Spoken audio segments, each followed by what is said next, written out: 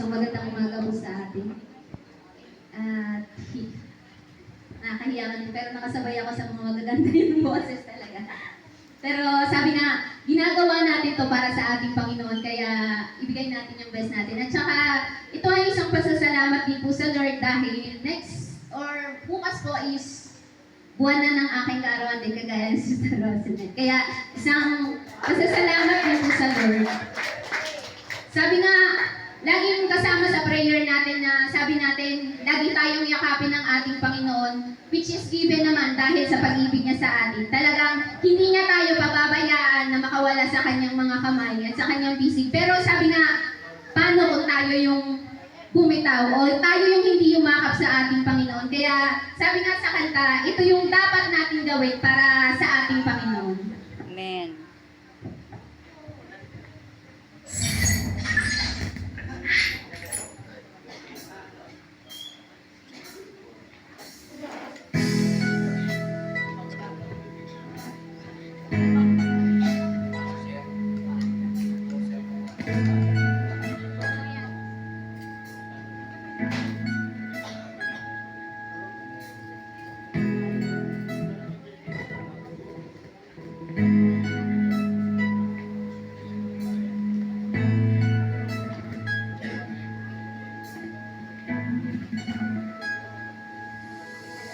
Kita mo na sa akin ay ninais mo, di ko'y nakalang ako.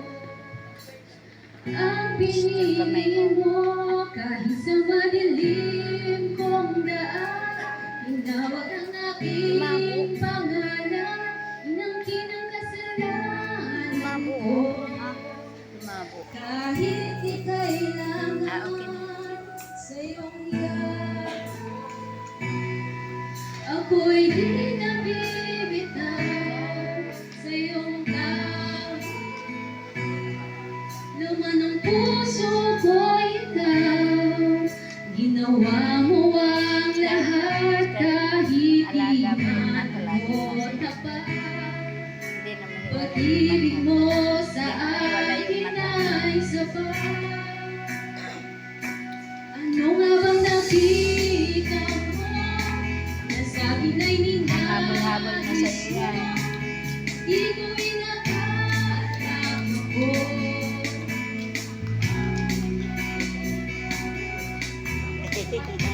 Sasalita din siya. Wag ganun Tinawag ganun. ang aking pangalan, inangkin ang kasalanan ko. Kahit di kailangan sa iyong iyak, ako'y di nabibitaw sa iyong tawag. Laman ng puso ko ikaw, ginawa mo ang lahat kahit di man ako tapat. Pag-ibig mo sa akin ay sapat. Sa iyong iyak,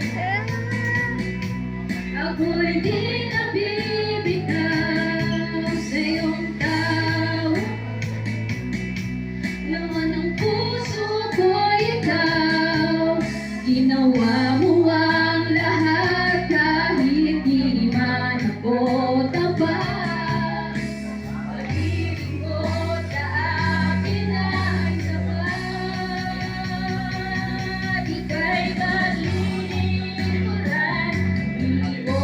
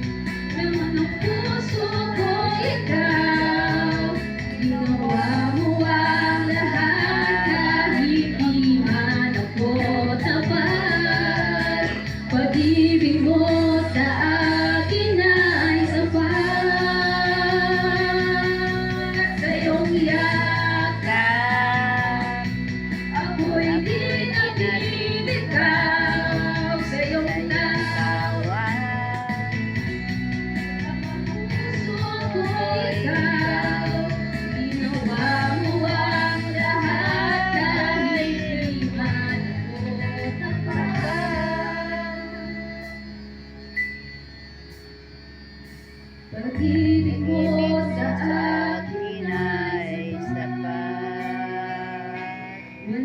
walang Walang gana, walang gana. Ngayon Ngayon bukas bukas at magpakailanman. Aking kasalanan Kasalanan, Tinapos tinapos at pinayanan. Pinakita mo ang iyong kakayahan, ang iyong Sabi nga po sa kanta, kakayahan. kahit na hindi tayo karapat dapat or ako man hindi rin karapat dapat dahil sa dami ng mga hindi natin nagagawa o dami ng pagkukulang natin sa Panginoon. Pero sabi nga, kahit na dumaan man tayo sa napakaraming pagsubok o napakaraming mga challenges sa buhay natin, patuloy pa rin natin yakapin yung Panginoon dahil siya never niya tayong bibitawan. Amen.